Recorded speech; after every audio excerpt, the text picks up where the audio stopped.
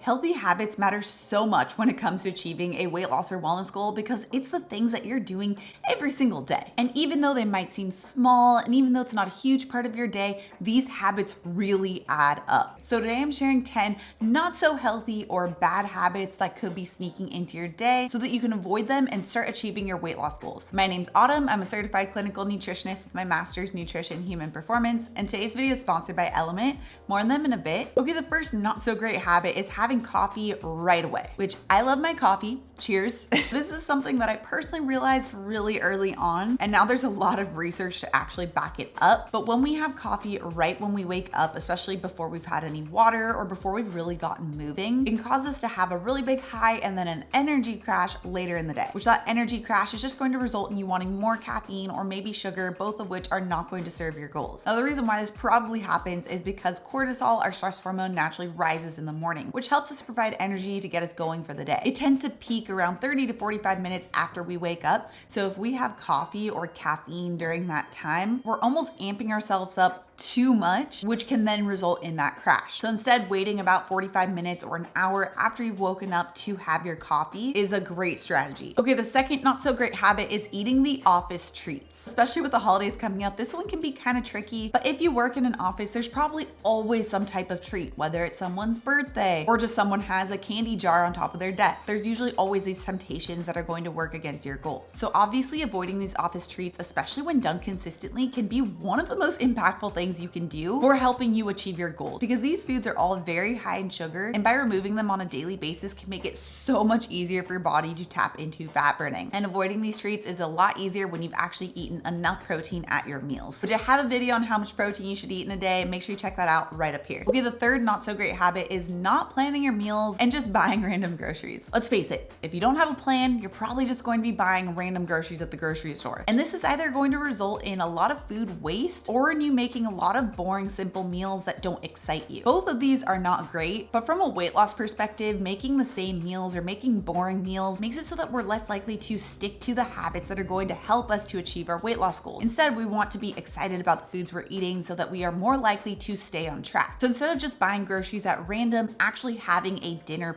plan is extremely useful. And you don't have to have really crazy, time-consuming recipes. Just pick simple meals that you know you can make and that also you'll enjoy. I shared a video with 15-minute dinner recipe ideas that all taste amazing. Make sure you check that video out right here for some ideas. Okay, the fourth habit is eating protein bars. I know it's really easy to grab these, especially when you're on the go and really busy, but these are really just glorified candy bars. Either they're really high in sugar that will not support your weight loss goals, or they just don't really have enough protein to actually help you feel satisfied, which means you're going to be hungry again in an hour or two. So if you do need something fast and easy, this is where I love making protein smoothies instead, because you can load in as much protein as your body needs for that meal, along with high quality fats and fibers to help keep you satisfied and help to prevent cravings later in the day. Okay, the fifth habit is drinking anything but water. Coffee, tea, energy drinks, soda, all of these are either going to be high in caffeine, which are going to further dehydrate us, or they're going to have a lot of sugar, which obviously is going to work against our weight loss goals. Now, it's not that you can't have coffee or you can't have tea. There's a time and a place for that. We'll get to that in just a second. But you especially want to make sure that you're not drinking these really sugary drinks that are just replacing water. Pro tip, if you are having a hard time getting your water in, getting a big water bottle is really helpful because you only have to fill it up like once or twice throughout the day, which just removes that one additional barrier and makes it so that you're more likely to drink the water. As simple as it might seem, actually does really help to increase water intake. But when you're drinking water, especially when you're increasing your water intake, it is really crucial that you also don't forget about electrolytes. And when we're in an electrolyte imbalance, it can result in headaches, muscle aches, low energy, and fatigue, which is why I make sure to have electrolytes in my water every single day with today's sponsor, LMNT. I've been using LMNT for about 3 years now. I have it every single day, and I feel like it's made such a difference to my energy levels, my mental clarity, and my overall hydration. And it's because LMNT actually contains the sodium, the magnesium, and the potassium to help replace those lost electrolytes, all without having any sugar, making it a great option for a weight loss goal as well. Plus, LMNT comes in a lot of different delicious flavors like raspberry orange, mango chili, and grapefruit. So if you aren't a fan of just drinking regular water, then adding in LMNT can provide some additional flavor without any sugar. I usually use 1, sometimes 2 packets of LMNT per day, depending on how hot it was or if I had a really hard workout. And right now, LMNT is offering my viewers a free sample pack with any order. That's 8 single serve packets free with any LMNT order. It's a really great way to test out all 8 flavors. So you can get yours at drinklmnt.com/autumn. This is only available through my link, so make sure to check out drinklmnt.com/autumn. The link will also be in the description down below. Okay, the 6th habit is adding sugar to your coffee. Now you can see there's a lot of strategies around coffee, and it's because it's something that is very habitual for a lot of people.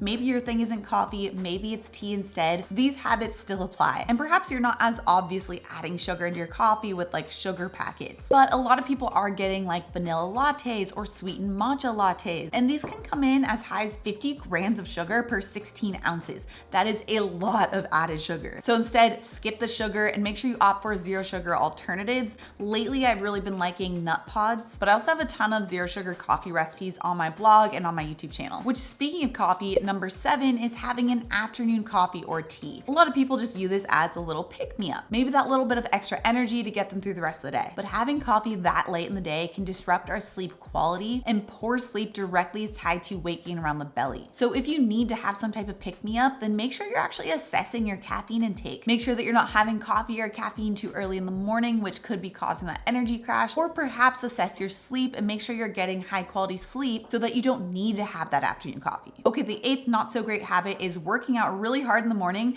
and then not moving the rest of the day. Believe it or not, this is still considered sedentary. Even if you do like a really crazy hard workout in the morning, but then you sit all day at work, that is sedentary behavior. And that can make it really hard to achieve a weight loss goal. And it's not like you have to be super active all day, but even just getting up every now and then, stretching your legs, going on a short walk can be so beneficial for weight loss goals. I like to use a step tracker. I'm not wearing it right now, otherwise I'd be getting a lot of steps while waving my arms, but it helps to remind me to get up every hour and even just get a couple minutes of walking when I've been sitting too long. Those couple of minutes every hour really add up. Okay, the 9th not so healthy habit is scrolling before bed. You know what I'm talking about. Instagram scrolling, TikTok, YouTube. That light that you're looking at, even if you have it in the dark mode, can disrupt the sleep hormone melatonin and make it harder to fall and stay asleep. And remember, poor quality sleep is directly tied to waking around the belly. So stop the scroll 30 minutes before bed. Okay, the 10th not so great habit is hitting snooze. Now, hitting the snooze button can be really tempting, especially now that the days are getting shorter and it's really dark in the morning. But assuming that you are prioritizing sleep, it's really important to make sure you're not hitting snooze so you can get some type of exercise in first thing in the morning. Even if it's just going for a little walk, taking the dog out, or doing an at-home workout, any type of movement first thing in the morning can help set us up for success later in the day as well. We feel better, we feel more energized, and we're actually more likely to make better decisions later in the day. Maybe more likely also to avoid those office snacks, which is why going to bed early to allow time to actually wake up early enough